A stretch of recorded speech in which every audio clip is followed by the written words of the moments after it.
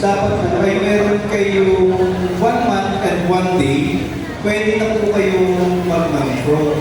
Since andito po si Caravan, andito po kami, itong driving school is sumama na rin po dito sa Caravan para mailapit at maibigay po sa inyo yung mas mababang servisyo, mas mababang presyo. Kasi, kung napapasin po ninyo kanina, ang dami po kasi nagtatanong. Kaya sabi nga po namin, ipapaliwanag naman po namin na maayos sa inyo.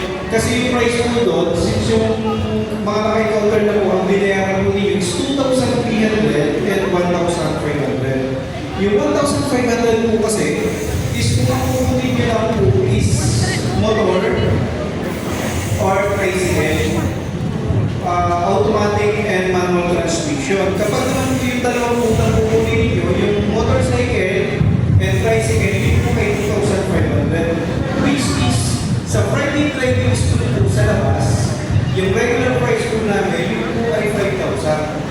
2,500 sa motor and 2,500 po sa tricycle.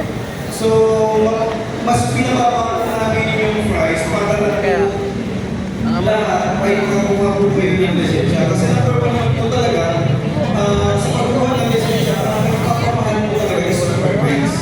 Kaya nandito po kami para tulungan kayo na makakuha lahat ng lisensya. Kahit bakit po namin pinupush or hindi po ito sa amin lang. Dahil nga po yung sabi namin kasi kanina, ang practical driving course po ay nasa sa inyo. Pwede po kayo pumunta kayo sa amin or pwede po hindi. Ngayon po, bakit namin kayo pinupush dahil po, kapag kayo po ay nakakuha ng student permit, tayo po namin masaya yung program. So, ang sa amin po sana, after po ng student, nakakuha kayo ng lisensya. Kaya binababa namin yung price na from 5,000 pesos is 2,300 na lang. And kung isa na po, dalawa po ninyo, kayo 1,500. Eh, isa pa po, bakit po namin kayo tinutumbisi na makakuha ng practical? Kasi po, ang medical po natin is valid for 2 months pa po. Ngayon, kapag kayo po ay makapasa kayo student ng 2 months, ibig sabihin, expired na po ang medical nyo. So, babayad na naman po ulit kayo ng another 600 pesos. Sayang naman po. Kumbaga, hindi naman po kasi namin masaya yung inyong mga oras at pagod.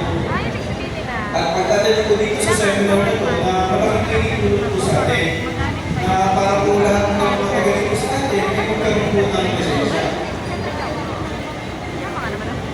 And ito pa rin po, may isa pa rin po kami tulong na pwede gawin para sa inyo po sa mga walang ahok na pera. Actually, mas po na nag-Wednesday po kami dito, ano po? Actually, pwede po tayo bukas pa dito mag-enroll kung wala talaga. Or, may isa po kami option. Ngayon, para ma-avail niyo po, yung unang price na ibigay namin, kahit po sabi ko sa inyo kanina, pwede po kayo partial. Magtawagin na po kayo para pagpunta po ninyo sa branch namin sa Bulanay.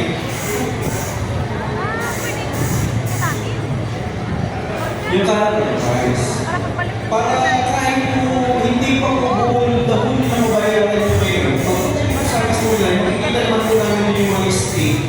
Yung po price na susundin namin. Kasi pagpunta na po kayo sa price.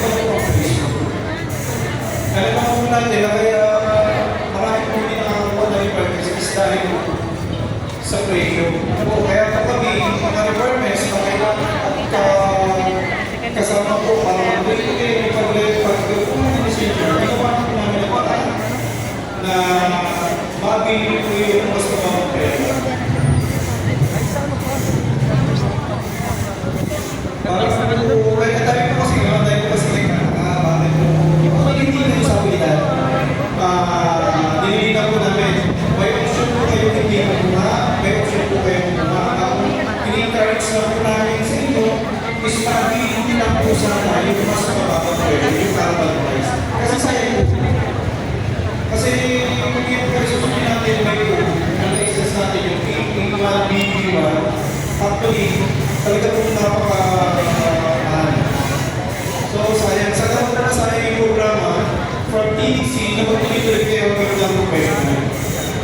Yun lang po ang maraming salamat po. Thank you po.